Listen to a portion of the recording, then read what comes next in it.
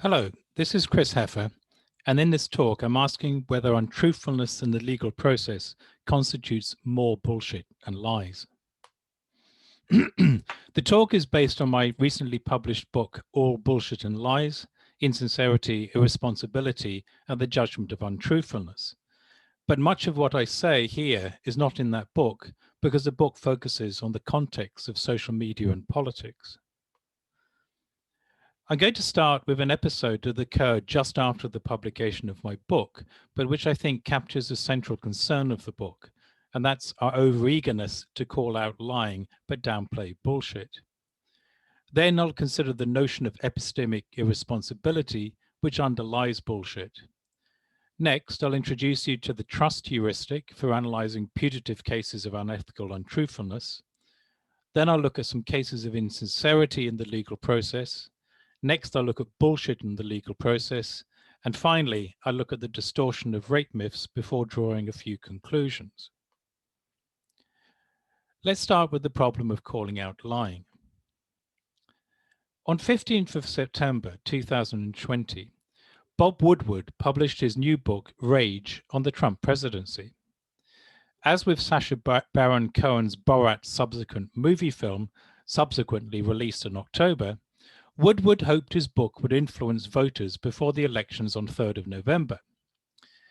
Reading that book, you cannot help but get an overwhelming sense of the utter incompetence of Trump as a leader and the realization that he was quite simply, as Woodward puts it in the final sentence, the wrong man for the job. But on its release, the media didn't focus on the many astounding signs of incompetence and fragility contained in the book, but on a few private comments which supposedly proved just how much Trump was lying about COVID. On 7th of February, he told Woodward in a private interview that COVID was, quote, deadly stuff that was more deadly than even your strenuous flu. But then in another interview with Woodward on 19th of March, when cases were beginning to take off, he said, "I wanted to always play it down. I still like playing it down because I don't want to create a panic." Now, whether you see this as a confession that he brazenly lied to the public about the deadliness of the virus, or you see this as a perfectly legitimate explanation for why he played down the risks of the virus in public, depends almost entirely on your partisan view of Trump. But if you look in a less partisan way at what Trump actually said in those early days of the pandemic, it's not at all clear that Trump lied about the deadliness of the virus or that he did so unethically. While there have been literally hundreds of definitions of lying in the millennia of its study, almost all contemporary researchers agree that at its core, lying is asserting something you believe to be false. If you believe something, however ridiculous, you cannot lie about it. If you genuinely believe that drinking bleach will cure you of COVID, then you are an idiot, but not a liar. And while Kant infamously claimed that it would be wrong to lie to a murderer at the door, almost all contemporary researchers agree that there are circumstances in which it is ethical to lie, including when the consequences of telling the truth are perceived to be more harmful than those of lying. Now, if you look at NPR's timeline of what Trump said in public in February and early March, he doesn't say at any point in those early days that COVID is not a deadly virus. Instead, he gave true numbers, which were low at the time, said they were recovering, which they were at the time, and hoped that it would all go away with the warm weather, which was commonly believed at the time. Overconfident as he is, he probably also believed that he had things under control. And note that from 2nd to the 28th of February, there were only 8 new cases and still no deaths. By the time Woodward's book was published, it had become clear across the world that downplaying the danger of this virus was a terrible misjudgment on the part of leaders like Trump and Johnson. So when the downplaying quote was splashed across the media, Trump felt forced to backtrack and produced another Trump classic. "I didn't downplay it. I actually, in many ways, I upplayed it in terms of action." And after detailing some of his actions, he said, "So that was called action, not with the mouth, but in actual fact." Again, contrary to media reports, he's not lying when he says this, but using a classic misleading strategy, equivocation. He is equivocating on the word downplay. In March, he was clearly using downplay to talk about his verbal strategies in communicating with the public. But here he is explicitly using it to talk about his actions rather than his words. He's only lying in this case if he believes that his actions were weak. And given the character of the man, that seems highly unlikely. Such equivocation is a standard strategy in political discourse, and, while it is clearly insincere, we would not generally consider it to be lying. So what I'm trying to get at here is that focusing so heavily on Trump's lying in such cases is actually bad advocacy because it's a relatively easy accusation to refute if you're in the Trump camp. Take a look, for example, at the following argument from a pro-Trump professor of theology. I've publicly criticized his previous marital infidelity and his vindictiveness at times, and his brash confrontational behavior at times. I looked at the Washington Post list of what it calls 16,000 some lies Trump has spoken and examined 20 or 30 of them. They're what I'd call conclusions drawn by a hostile interpreter of words that the sympathetic listener would understand in a positive way. President Trump is often not careful in some of the things he says. He's given to exaggeration. Sometimes he's made a statement after being given inaccurate information. I'm not sure he's ever intentionally affirmed something he knows to be false, which is how I define a lie. As you know, I have written an ethics textbook. I believe it's never right to affirm X when you believe X is false. If someone wants to point out to me some actual Trump lies that fit that definition, I'd be happy to look at them. So one way of conceiving the argument in my book is that we need to go beyond emotive accusations of lying and consider more rationally what is going on in terms of a more complex economy of truthfulness. When you consider that complex economy in our globally interconnected digital world, I would argue that the care we take with what we say has grown exponentially in ethical importance. The statement, President Trump is often not careful in some of the things he says, is not nearly as exculpatory as this professor of theology believes. The idea that we have an ethical responsibility to get our facts right is not new. It has long been recognized in work on the speech act of assertion, and the term epistemic responsibility was introduced by the virtue epistemologist Lorraine Code in the 1980s. However, the idea of incorporating epistemic irresponsibility into an account of untruthfulness is much more controversial. The British philosopher Bernard Williams effectively did so in his account of truthfulness, which included the twin virtues of sincerity and accuracy. However, his use of the term accuracy with a capital A was somewhat infelicitous, and that work was not really taken up by the virtue epistemologists interested in epistemic responsibility. So my proposal to incorporate epistemic irresponsibility into an account of untruthfulness is a radical one.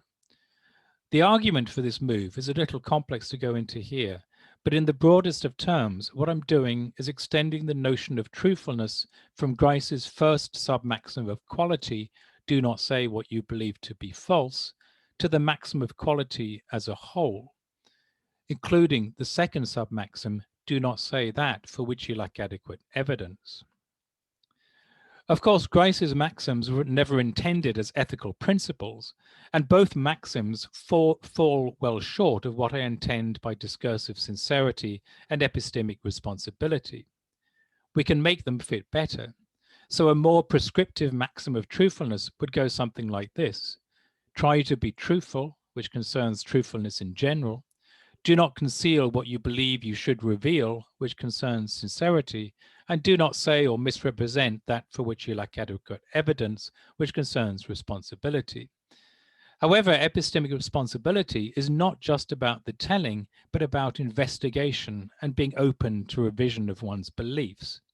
In short, it is about taking care in arriving at, conveying, and maintaining true belief. Let's look at how epistemic responsibility pans out in terms of the voter fraud issue in the US before we turn to the legal context. So at the root of epistemic irresponsibility, we usually find dogma. Dogma is closed-minded discourse that disregards counter-evidence. So after losing the 2020 elections, Trump and his supporters simply ignored the overwhelming evidence of the legitimacy of the vote and focused on stopping the presupposed steal. I identify 3 discursive symptoms of dogma, but there may be more. Confirmatory selection is where information presented and positively evaluated exclusively confirms one's pre-existing beliefs. It is often the result of the internet filter bubble, which specifically selects search results according to our current beliefs, so that we can end up simply not being confronted with alternative beliefs. So Trump and his supporters were evidently reading only sources that presupposed that the election had been stolen. A second symptom is what I call rude dismissal, in which others' beliefs or correction and critique of one's own beliefs are dismissed arbitrarily rather than through reasoned argumentation. By rude here, I mean coarse and unconsidered, as in rude awakening, rather than uncivil, as in rude behavior. Rude dismissal can occur in the form of ad hominem or ad feminam attacks on the capacity, what would you know, disingenuity, so naive, or identity, racist, snowflake, of the critical other.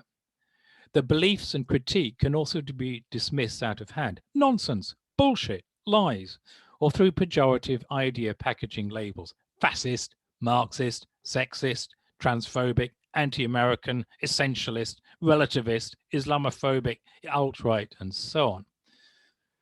Finally, normalization is a discursive symptom of dogma in which disputed information or disputable views are presented as if they were part of a societal common ground and thus beyond challenge. Normalization manifests linguistically in forms like normal, obviously, of course, and common sense. And all of these discursive symptoms of dogma are absolutely prevalent in the discourse of Trump supporters. Dogma, when it's not avoiding the issue altogether, can lead to irresponsible distortion. Here, we're not talking about deliberate distortion, where you know that the picture you're portraying is a false one. That's simply lying. If you have seen pictures comparing the crowds at the presidential inaugurations of Obama and Trump, it's not distortion, but a deceptive lie to claim that Trump had the largest crowd ever at a presidential inauguration. To avoid calling it a lie, Trump's counselor Kellyanne Conway had to invent the term alternative fact. In Trump's infamous call to Georgia's Republican Secretary of State, Brad Raffensperger, on 2nd of January this year, Trump does seem to be convinced he has the right number of dead people who voted. The other thing, dead people. So dead people voted, and I think the number is close to 5,000 people. And they went to obituaries. They went to all sorts of methods to come up with an accurate number. And a minimum is close to about 5,000 voters. Raffensperger was forced to correct him. The actual number were 2. 2 people that were dead that voted. Finally, dogma can go beyond distortion to outright bullshit. I define bullshit informally as an evidentially worthless claim. While distortion misrepresents the known evidence, bullshit has no grounding at all in the known evidence. Furthermore, a speaker will convey a bullshit claim with undue epistemic confidence. A good example of bullshit is Trump's infamous tweet about voter fraud just before the 2016 elections. And yes, he banged on about voter fraud even when he won.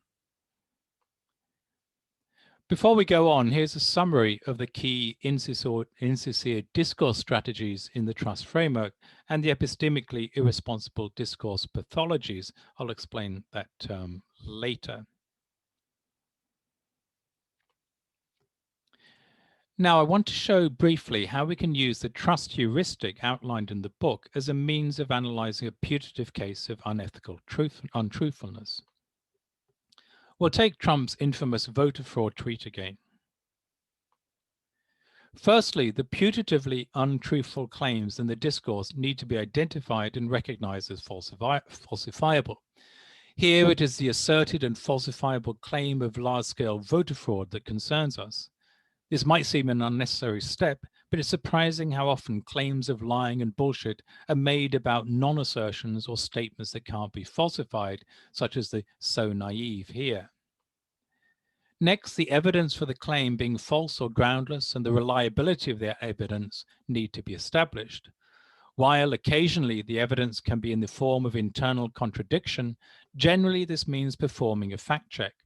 So the academic evidence is clear that historically election fraud is extremely rare in the US, and there was no evidence to suggest that it had become a problem in 2016 or 2020 for that matter. The third main step is to consider whether there is a suspension of the speaker's commitment to truthfulness that is both justifiable in principle and justified in practice. Trump might try to claim a conventional suspension on the grounds that tweets are not truth warranting.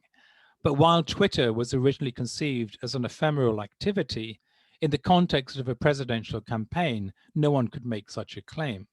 And this can't possibly be a case of justifiable lying for the greater good. If not all the identified untruthfulness can be explained in terms of justified suspensions, one passes to the fourth step, an analysis of discursive sincerity. This involves identifying insincere discourse strategies and considering whether they are willful in the context. Here, to make an attribution of lying, we would need to be confident that Trump believed that there was actually no large-scale voter fraud. All the evidence I've seen would suggest that this is not the case. In fact, it is common for populist leaders and supporters to believe that the establishment will do whatever it takes to block them. The next step involves identifying epistemically irresponsible discourse pathologies and considering whether they are negligent in the context. Here, there is both external and internal evidence that Trump was being irresponsible rather than insincere. In a campaign speech delivered the same day, he shows that he has completely misread a Pew Research report on voter inaccuracies. It also seems unlikely that he would go on to set up a voter fraud commission after he was elected if he didn't actually believe that there was any voter fraud. In terms of internal linguistic evidence, the tweet opens with a normalization, of course, indicating a dogmatic frame of mind. It then distorts the evidence by grossly overstating the likely extent of voter fraud, large scale. But what raises the tweet to the level of bullshit is that Trump presupposes his false claim through the presuppositional verb deny. Why do Republican leaders deny what is going on? The tweet easily fulfills my three conditions for epistemic negligence, which makes the epistemic irresponsibility culpable. Firstly, as a presidential candidate, Trump had a strong duty of epistemic care. He knew that his tweets were very widely read and believed by his supporters. Secondly, he failed to investigate sufficiently in accordance with that epistemic duty. Finally, he failed to hedge his commitment to the claim in accordance with the available evidence. Instead, he chastised his fellow Republicans for not believing it. So naive. If the speaker is judged to have been willfully insincere or epistemically negligent, as here, the analysis passes to the question of how culpable the speaker is. This analysis is based on the conditions of trust that hold in a specific discourse context and any further mitigating and aggravating circumstances particular to that context. I'm not focusing on ethics in this talk, so I'll just jump to the conclusion that Trump was exceedingly culpable. The final step is there simply to remind the analyst to make an overall ethical judgment of untruthfulness in the context. My judgment in the book, written long before the 2020 elections, is as follows. Sent out just 3 weeks before the US presidential elections, Trump's tweet fed directly into a populist post-factual narrative of the establishment rigging elections. In so doing, it untruthfully undermined trust in US electoral integrity. This may well have led to a feeling among Trump voters that their vote didn't really count, and so they may as well just use it to protest the establishment or the swamp in Reagan and Trump's term. If voters feel their vote doesn't really count, this clearly undermines the quality of their consent in the federal government and thus democratic legitimacy itself. This was all predictable when Trump sent the tweet, and his motive in doing so was clearly reprehensible. Furthermore, he has continued to make this false claim. After winning the election, he claimed falsely on many occasions that he had also won the popular vote if one discounted the fraudulent votes. Here's a summary of the trust heuristic, which I can't explain in detail here. Let's now turn, at last you say, to the legal process. And I want to start with some good news, which rarely required the early part of this paper to understand. When compared to social media and politics, the courts are still pretty good at keeping out bullshit. The legal system is still based fundamentally on evidence. That is a lesson that Trump learned at his expense. He might have packed the courts with Republican judges, but those judges couldn't simply blithely ignore the evidence. There was still an understanding of the distinction between fact and opinion, and while judges may lean one way or another in the way they interpret the evidence, if there is no evidence pointing in their preferred ideological direction, they can't simply ignore all the counter evidence. As the Republican Raffensperger said in his call with Trump, "Well, Mr. President, the challenge that you have is the data you have is wrong." All the Republican-led courts agreed. So while I would argue along with Frankfurt, author of the seminal on bullshit, and others that bullshit is now our overriding problem in daily life, insincerity remains a central issue in the legal process and certainly within the court system. But again, I would argue that there was too much focus on calling out lying rather than considering the complex economy of truthfulness. I argue in the book that the main effect of untruthfulness is not to deceive, but to disrupt inquiry, an attempt to understand how things are. Insincerity disrupts inquiry by concealing relevant information from the hearer. Epistemic irresponsibility disrupts inquiry by feeding the hearer information that cannot be trusted. One of the reasons why the legal process is a good context for exploring insincerity is because the legal process as a whole could be seen as an inquiry with a number of sub-inquiries, including the police investigation, police interviews, hearings, the trial, and jury deliberation. One of the few pieces of legal discourse that make it into my current book is the famous exchange in the Bronson bankruptcy case. This is because witness examination is a highly controlled inquiry. The truth-warranting nature of the discourse is formalized in the witness oath, so there are no complex questions about whether the witness's commitment to truthfulness was justifiably suspended. They have sworn to tell the truth. Samuel Bronston was a film producer who declared bankruptcy, and his creditors tried to retrieve some of their losses in a bankruptcy hearing. It was in Bronston's selfish interest then to hide any sources of funds from these creditors. The actual exchange is before the dotted line. I have added the last question-answer pair. "Do you have any bank accounts in Swiss banks, Mr. Bronston?" "No, sir." "Have you ever?" "The company had an account there for about 6 months in Zurich." "Yes, but have you ever had one?" "No, I haven't." It transpired that Bronston had held a large personal bank account in Switzerland for 5 years.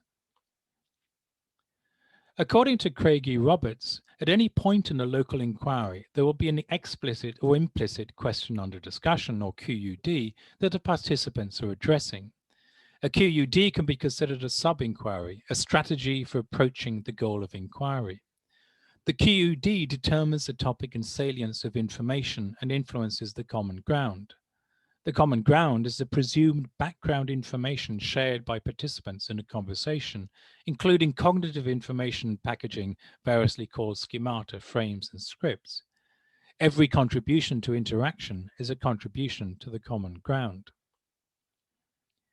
So in this exchange, the general question under discussion, understood by both the lawyer and Bronston, is whether Bronston had money in a Swiss account, a key question in high-level bankruptcy hearings. The false contribution is that he has never held a Swiss bank account, A3. We can see insincerity as a set of nested discourse strategies for keeping a relevant contribution concealed. Insincere speakers, as Williams and Frankfurt both note, value the truth and will often go to considerable effort to conceal it. However, we'll generally start with the easiest option, which is simply to withhold the truth by not mentioning it. In Bronston's first answer, he doesn't offer a false contribution, but he withholds the truthful contribution that he formerly held a Swiss account, which he almost certainly believes the common ground calls on him to disclose. In doing so, he is specifically evading the QUD. However, the second question precludes evasion, so Bronston tries to lead the listener to believe what is not the case, but still without actually asserting something false. He does this by indirectly offering the false contribution via a false implicature, but I didn't. This is verbally misleading without lying. The cross-examiner didn't go on to pin Bronston down, but if he had, Bronston would finally have been forced to directly offer a false contribution to the QUD, and so would be lying. The legal issue regarding the actual exchange was whether Bronston committed perjury through his false implicature at A2. The original trial judge said yes, because Bronston was clearly misleading the court. The Supreme Court said no, because he didn't assert what was false, i.e. A3's "no, I haven't." The passage underlines the distinction between ethics and the law. Bronston was, without a shadow of a doubt, being discursively insincere. He was trying to disrupt the inquiry from the very first exchange. He was clearly not telling the whole truth. However, while the testimonial oath commits a witness to tell the whole truth, and so Bronston was breaking that oath, US perjury law only requires them not to state or subscribe any material matter which they do not believe to be true. So Bronston was being untruthful, and he was being willfully insincere, but he was not committing perjury. This is important in terms of the economy of truthfulness in court, because cross-examination is no ordinary encounter between two equal parties. As the Supreme Court put it, it's the responsibility of the lawyer to probe. Testimonial interrogation and cross-examination in particular is a probing, prying, pressing form of inquiry. If a witness evades, it's the lawyer's responsibility to recognize the evasion and to bring the witness back to the mark, to flash out the whole truth with the tools of adversary examination. The disruption of inquiry through withholding and misleading might be ethically wrong, but is often not legally wrong, and that, I would suggest, is how it should be. While withholding can be excusable in cross-examination, in other legal contexts, it can be particularly pernicious. If the prosecution withholds exculpatory evidence from the defense, it can lead to the unfair conviction of the defendant. One particularly common form of withholding in the criminal legal process is blocking, in which a speaker deliberately prevents a respondent from providing or being provided with interactionally relevant material. Blocking is effectively the counterpart of evading. Choi uses the term blocking to describe the way police officers and undercover agents prevent suspects and witnesses from revealing exculpatory evidence during interrogations and undercover conversations. There are a number of different strategies for achieving blocking. For example, they can abruptly change the topic or lower the volume of recording equipment so that the exculpatory material becomes inaudible. Choi gives the example of a woman lowering her voice in a conversation set up by an undercover agent and surreptitiously recorded by the woman in an attempt to entrap her boss, a 71-year-old sheriff, on a sexual harassment charge. "I want to get this out in the open just in case she talks to you." Because, I told her, what you did that day, you had pulled her penis out and all that stuff. Talk about that. Huh? I said I hated talking about that. It turned out that the sheriff was hearing impaired and the woman was deliberately speaking soft enough for him not to hear that he was unable to deny the allegation. We know this because she and the agent accidentally left the recorder on when they were laughing about it afterwards. Although dogma and bullshit might not have quite the importance in the legal process that they have in social media and politics, there are some very notable exceptions. One is that while courts are pretty good at keeping out bullshit evidence, police forces, particularly in the US, have been particularly susceptible to bullshit expertise. One particular category of bullshit is what I call pseudo-poppycock. A text is pseudo-poppycock even only if 1. It's in the style of an established discourse type, and 2. The information conveyed is not appropriate to that discourse type. Sovereign citizen documents, as studied by my PhD student David Griffin, are examples of pseudo-legal poppycock since they try to replicate the style of legal documents, but they convey ritualistic mumbo-jumbo that is quite inappropriate for a legal text.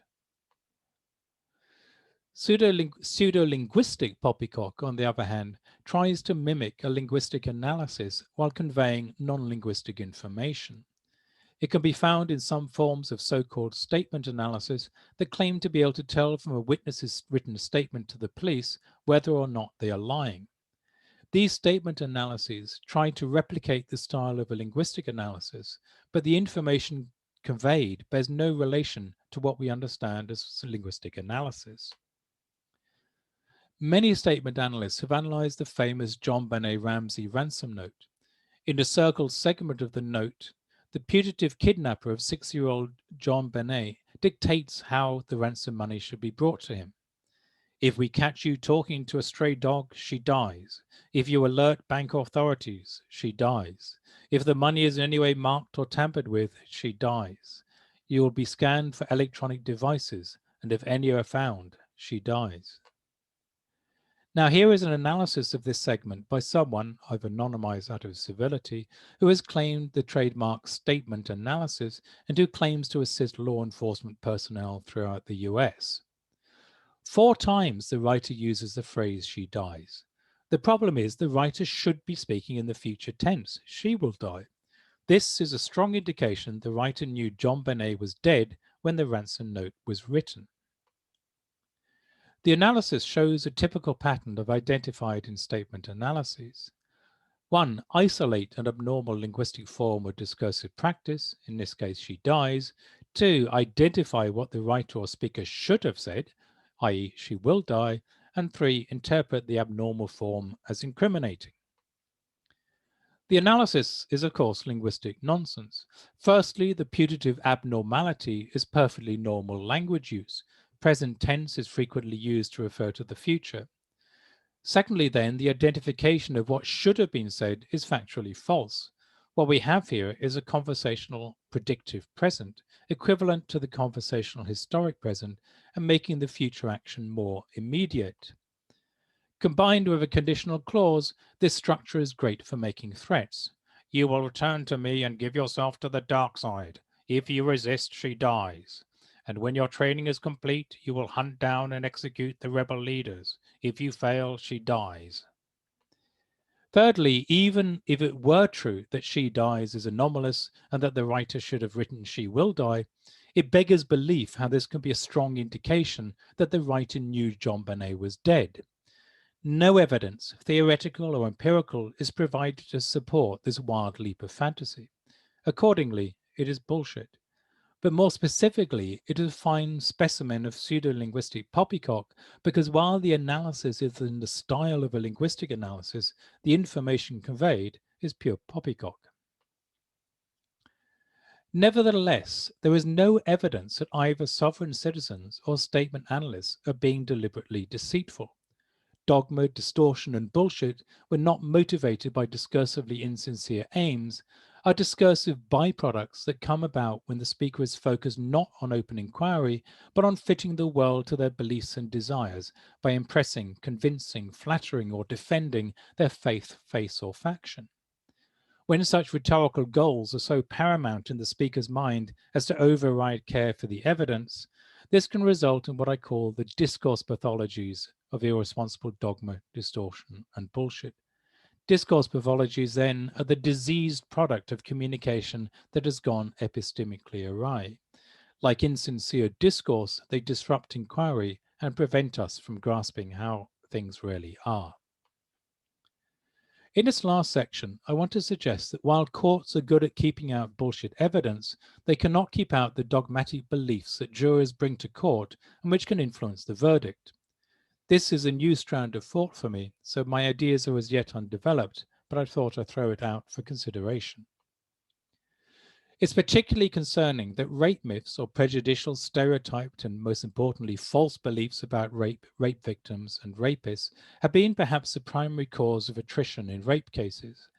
The problem is not that juries don't convict when rape cases reach Crown Court. Convictions at trial for rape are similar to those for other serious crimes, but that the Crown Prosecution Service, the CPS, doesn't prosecute cases unless they think the jury are likely to convict, and they clearly think the jurors are too wedded to rape myths to take the risk. There are many different types of rape myths, including ones that blame the victim, ones that doubt the allegation, ones that excuse the accused, and ones that define rape in very narrow terms. One of the problems with the intractability of rape myths, though, is that unlike bullshit such as the Chinese invented global warming or drinking bleach will cure you of COVID, the elements of the pernicious notion of real rape as the monster stranger violently attacking the virtuous young woman in the figurative dark alley is wrong on a probabilistic rather than categorical basis. For example, it's not a myth that rapes can be committed by strangers, it's a myth that they are more commonly committed by strangers. In the following slides, I've used charts from the US organization RAIN, the Rape, Abuse and Incest National Network. It's not a myth that rapes can occur in open public spaces. It's a myth that they more commonly occur in open public spaces. In the US, only 15% of rapes occur in open public spaces. And it's not a myth that women can make false allegations. It's a myth that they commonly make false allegations. So in most cases, we're dealing not with bullshit, which has no grounding in the evidence at all, but with a gross distortion of that evidence. The problem is that the media focus on the minority of cases that fit the so-called real rape myth of the monster stranger violently attacking the virtuous young woman in the figurative dark alley, rather than the overwhelming majority of cases that don't. The most heinous cases of rape are the ones that get reported in the tabloids, and those are the ones that feed into the rapist as monster myth. These are some examples from a recent UG dissertation about the portrayal of rape in the English tabloids. A sex beast, rape beast, a monster, the fiend, devil rapist, vile predator, sex beast caged, the thug, and so on. Cases where rape trials collapse because the complainant proved unreliable, as in the Liam Allen case, are discussed in great depth. And the rare conviction of a serial false allegationist gets massive media coverage. But as I suggested at the beginning of this talk, with respect to Trump's putative lies, dogma almost never occurs only on one side. In counterpoint to the real rape myth, early feminists constructed a patriarchal rape myth, which holds that all men are potential rapists and that rape is a violent expression of patriarchal power over women that has nothing to do with sex. In reality, the majority of rapists are criminals. This chart shows that more than half of all alleged rapists in the US have at least one prior conviction, and some have 10 or more convictions. 10% of rape victims, both in the US and UK, are male, and this is not just homosexual rape. And the latest research on perpetrators' motives for rape suggests that rape is complex and not just a question of power. As the third wave feminist Beverly McPhail puts it, the radical liberal feminist perspective on rape posits that the assault is motivated by power and control rather than sexual gratification and is a violent rather than a sexual act. However, rape is a complex act, relying on only one early strand of feminist thought to explain the etiology of rape limits feminists' understanding of rape and the practice based upon the theory. She goes on to say that rape occurs due to multiple motives rather than the single motivation. The multiple motivations include, but are not limited to, sexual gratification, revenge, recreation, power control, and attempts to achieve or perform masculinity. The problem with the early feminist focus on power and control is that it got translated in lay terms as rape is about violence, not sex, which then inadvertently fed into the pernicious real rape myth that rape is necessarily physically violent. So what can we conclude? Well, firstly, I've argued in the book that we need to get away from simply calling out lying and consider the complex economy of truthfulness from both categorical and ethical perspectives. On the insincerity side, this certainly applies to the legal process. There's much more than lying going on in court, and while withholding and misleading might be justifiable in cross-examination, they are much less justifiable in examination in chief. And then various forms of withholding, which might be perfectly acceptable in cross-examination, are particularly pernicious in pre-trial processes. Secondly, I've argued in the book that despite the economy of truthfulness being complex, it's possible to systematically analyze putative cases of untruthfulness in a way that goes well beyond simple fact checks. However, the trust heuristic might need to be adapted to the legal context. For example, I think an adapted trust heuristic could be targeted at perjury cases. Thirdly, I've argued that we need to pay much more attention, both analytically and ethically, not just to bullshit, but to epistemic irresponsibility in general. While superficially the legal process seems protected to some extent from bullshit, we have seen that dogma, distortion, and bullshit still play a considerable role, and I invite you to suggest more such examples. Thank you, and I look forward to your questions.